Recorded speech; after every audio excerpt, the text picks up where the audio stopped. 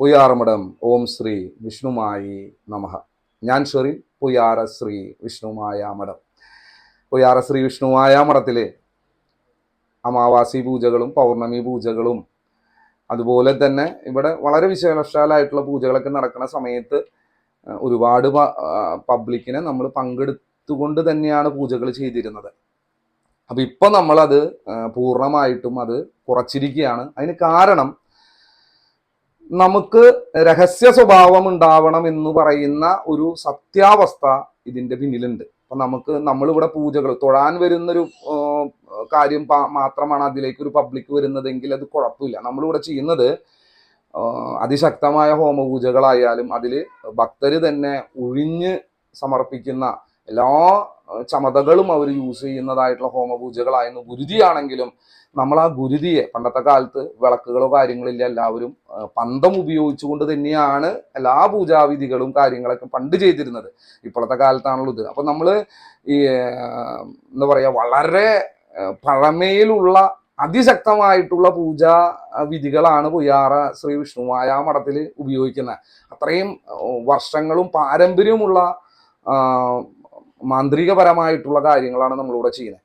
അപ്പൊ അതിന് നമുക്ക് ഭയങ്കരമായ ഒരു രഹസ്യ സ്വഭാവം വേണ്ടതുകൊണ്ടും സ്വാമിയുടെ ഏറ്റവും ശക്തിയുള്ള സമയം രാത്രി കാലങ്ങളിലും ആയതുകൊണ്ട് തന്നെയാണ് നമുക്കിപ്പോ പബ്ലിക്കിനെ കൊണ്ടുവരാനായിട്ട് സാധിക്കാത്തത്. അല്ല, എല്ലാവരും ഒരുപാട് എന്നോട് വിഷമങ്ങൾ പറഞ്ഞത് കൊണ്ടാണ് ഞാനത് വളരെ ഓപ്പണായിട്ട് സംസാരിച്ചത്. നമുക്ക് ഇപ്പോൾ വരുന്ന ആൾക്കാർ അവർക്കും അതുപോലെ രഹസ്യ സ്വഭാവം വേണമെന്ന് എന്നോട് സംസാരിച്ചിരുന്നു. ഞങ്ങൾ വരുന്നത് വേറൊരാള് കാണാൻ പാടില്ല, ഞങ്ങൾക്ക് സെപ്പറേറ്റ് ആയിട്ട് ചെയ്തു തരുമോ എന്നൊക്കെയുള്ള ഒരുപാട് സജഷൻസ് വന്നതിന്റെ ഫലമായിട്ടാണ് നമ്മുടെ പൂജകളെല്ലാം ഇപ്പോൾ എല്ലാവരും സെപ്പറേറ്റ് ആയിട്ടാണ് അവരുടെ പൂജകൾ എടുക്കുന്നത്. അപ്പൊ അവര് പങ്കെടുക്കുന്നതോ അവരുടെ ഫാമിലി പങ്കെടുക്കുന്നതോ വേറൊരാള് അറിയരുത് എന്നുള്ള ആവശ്യം കൂടുതലാണ് ഇപ്പോൾ ആൾക്കാർ പറയുന്നത്. അതിൽ ഞാൻ അവരോട് ചോദിച്ചു, എന്താണ് ഇങ്ങനെ കണ്ടതുകൊണ്ട് വല്ല കുഴപ്പമുണ്ടോ എന്ന് ചോദിക്കുമ്പോൾ അവർ പറയുന്നത് അതിന് പറയാൻ പറ്റാത്ത കുറെ കാരണങ്ങൾ അവർക്കുണ്ടെന്നാണ് പറയുന്നത്. അപ്പോൾ ഭക്തനെ സംബന്ധിച്ചിടത്തോളം അവരുടെ ഒരു കംഫർട്ടാണല്ലോ നമുക്കത് ചെയ്യാനായിട്ട് പറ്റും. ഇപ്പോഴാണ് ഈ ഓൺലൈനിന്റെ സാധ്യതകളും ആൾക്കാരുടെ മുന്നിൽ നമ്മളത് കാണിക്കുന്നതൊക്കെ എത്തിയത്. പക്ഷെ അതെല്ലാവർക്കും അത് ഇഷ്ടപ്പെടണമെന്നില്ല, എല്ലാവർക്കും അത് താല്പര്യമാവണമെന്നില്ല. അപ്പോൾ നമ്മളിവിടെ എപ്പോഴും വരുന്ന ആൾക്കാരുടെ ഫേസോ അവരുടെ ഐഡന്റിറ്റിയോ നമ്മൾ പുറത്തേക്ക് വിട്ടിട്ടില്ല.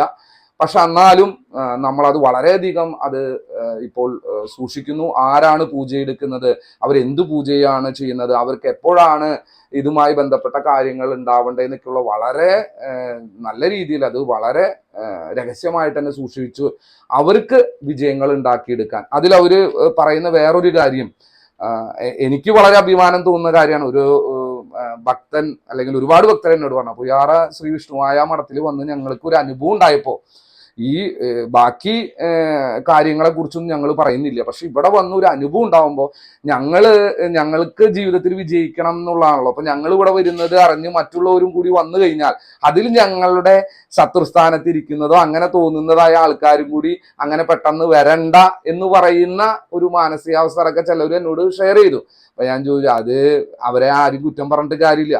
എല്ലാവർക്കും ഒരു നല്ലൊരു അവസരം, അതിന് ശക്തമായ ഒരു അവസരം, അത് ചെയ്തു തരുന്ന ഒരു അവസരം, അവരുടെ കാര്യങ്ങൾ കേൾക്കുന്ന ഒരു അവസരം, അവർക്ക് വേണ്ട പ്രശ്നങ്ങൾ ഇരുന്ന് കേട്ട് അവർക്ക് അനുസൃതമായിട്ട് പറഞ്ഞു കൊടുത്ത് അവർക്കൊരു ആത്മവിശ്വാസം ഉണ്ടാക്കി അതിനു വേണ്ട സ്പെഷ്യൽ പൂജകൾ ചെയ്ത് അവരുടെ മാനസികപരമായിട്ടുള്ള അവർക്ക് ചിലപ്പോൾ അതിന്റെ റിസൾട്ട് കിട്ടാൻ നേരം വൈകിയാലും ആ റിസൾട്ട് ഇന്നത് കൊണ്ടാണ് നേരം വൈകിയിട്ടുള്ളത്, നമുക്ക് അതിനുള്ള പരിഹാരങ്ങൾ ചെയ്തുകൊണ്ട് നമുക്ക് എത്രയും പെട്ടെന്ന് എടുക്കാമെന്ന് പറയുന്ന അവരെ ഒപ്പം നിർത്തിക്കൊണ്ടുള്ള കാര്യങ്ങൾ ചെയ്യുന്നത് കൊണ്ടായിരിക്കാം ഒരുപക്ഷെ അവർക്ക് ഭയങ്കരമായിട്ട് ഇവിടെ വരുന്നതും നമ്മളുമായിട്ട് ഇടപഴകുന്നതൊക്കെ വളരെ രഹസ്യ സ്വഭാവം വേണ്ടതെന്ന് തോന്നിയിട്ടുണ്ട്.